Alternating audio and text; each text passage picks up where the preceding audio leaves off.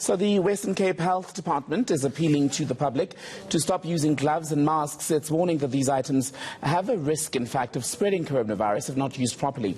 The department says if a person is not ill and has not been in contact with infected people, they don't need to wear a mask or a glove. For more on this, I'm joined by Dr Beth Engelbrecht. She's head of the Western Cape Health Department. Dr Engelbrecht, a very good evening to you. Thank you for being with us. So a lot of people have been wearing these face masks and gloves, and you're saying it's not the right way to go, necessarily. Thank you very much.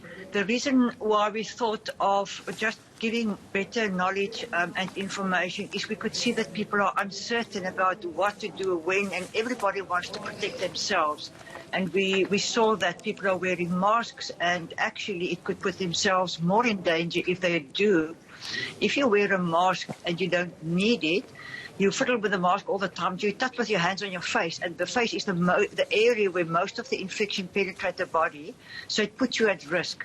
Some people are also going for cloth masks, and any mask that gets wet actually loses its effectiveness, and it actually starts capturing the droplets, which is the vehicle by which viruses are being spread, and that mask then becomes a source of infection. So we realized that there are a lot of indications when you should wear a mask, but we could see that the public was uncertain and was wearing masks because they thought that would protect them the most. We still want to say, please wash your hands, keep distance, cough etiquette. That is the gold rule. Indeed. What say you then, Doctor, to the people who are listening to you and I have this conversation tonight and argue that rather safe than sorry, rather have more protection and preventative measures than expose yourself to risk of contracting the virus? Now, clearly, I can understand the fear, I can understand the anxiety, and I want to indicate that we work with the evidence of our infection specialists and also of our virologists, and they've indicated to us that people are wearing masks and it actually puts them more at risk. Masks are indicated when you work with sick people or when you are sick yourself, that you don't want to infect others. So I can understand that people are fearful, but please, hand washing, social distance, cough etiquette, don't touch your face. Those are the golden rules. Let me ask you about something else then, Dr. Beth. You mentioned this precisely on the issue of people taking measures which actually do not help them in any way.